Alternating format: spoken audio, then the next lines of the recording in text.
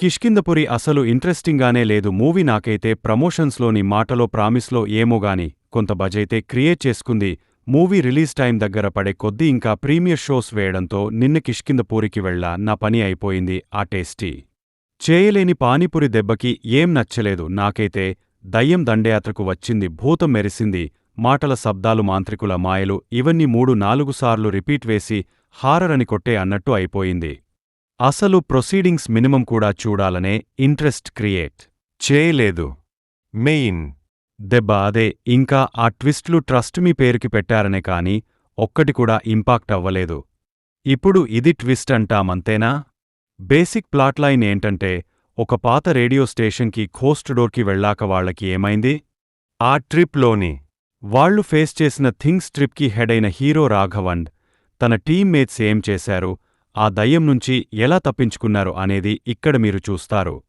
ముందు ఒకటి చెప్పు, ఇప్పుడు ఇంకోటి చెప్పు, ఆ తర్వాత ఇంకోటి ఏదో చెప్పు, చివరికి ఏది పడితే అది చెప్పు అనేదానికి ఒక ఫేస్ అంటూ ఉందంటే అది కిష్ కింద పొయి. హారర్ మూవీస్ అంటే లైట్గా ఫియర్ లాంటి ఒక ఎమోషన్ క్రియేట్ అవ్వాలి, సస్పెన్స్తో కూడా ఒక ఎక్సైట్మెంట్. ఇక థ్రిల్ విషయానికి వస్తే షాకింగ్ ఫ్యాక్టర్ అన్ఫార్చునేట్లీ ఇందులో ఏదీ లేదు. సినిమా చూస్తున్నంత కాసేపు నథింగ్, అస్సలు నాకేమీ అనిపించలేదు.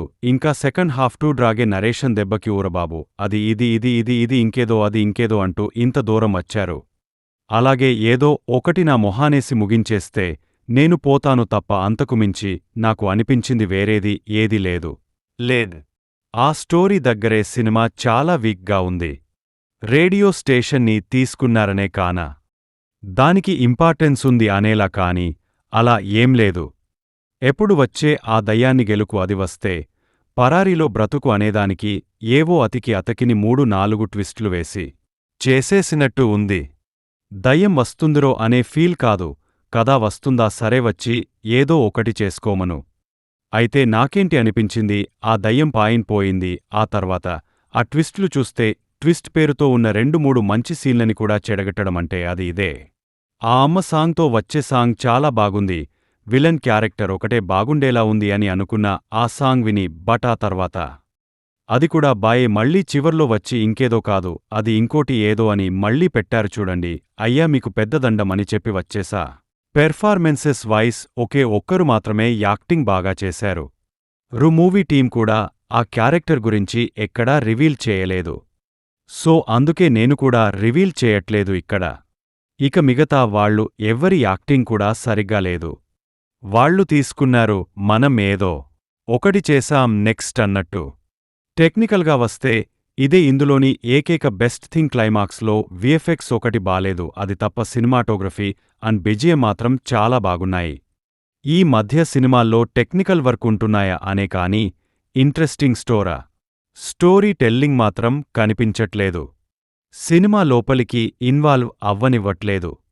మంచి కెమెరా వర్క్, మంచి బిజిఎం ఉంటే చాలు. మరి మంచి స్క్రీన్ ప్లే, మరి మంచి హై ఇచ్చే ఎలిమెంట్స్ అంటే అవన్నీ అడక్కో అనేలా అయిపోయింది. ఒకప్పుడు ఇప్పుడు ఉన్నంత టెక్నికల్ స్టాండర్డ్స్ లేకుండే. సో అల్టిమేట్లీ స్క్రీన్ ప్లే మీదే మెయిన్ ఫోకస్ ఉండేది. బట్ ఇప్పుడు టెక్నికల్ స్టాండర్డ్స్ పెరిగాక స్క్రిప్ట్ని నెగ్లెక్ట్ చేసి ఫోకస్ అంతా టెక్నికల్ వర్క్ మీదే పెడుతున్నారు. స్టోరీకి ఆ సీన్ బాగుంటదా లేదా అని కాదు, నాకు ఆ షాట్ చేయాలనిపించింది సో పెట్టేస్తా అన్నట్టు అయిపోతుంది అన్నమాట.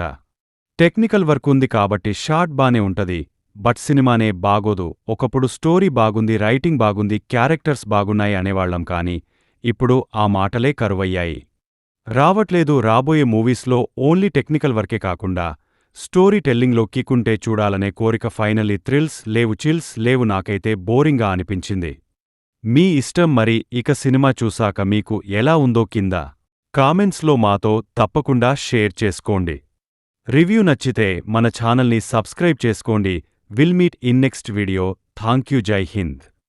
మన రివ్యూస్ని అందరూ చూస్తున్నారు కానీ మన ఛానల్ని ఎవరూ సబ్స్క్రైబ్ చేసుకోవడం లేదు. మా ఎఫర్ట్కి మీరు ఇచ్చే సపోర్ట్ అంటే సబ్స్క్రైబ్ చేసుకోవడమే. Please do subscribe our channel for more genuine reviews.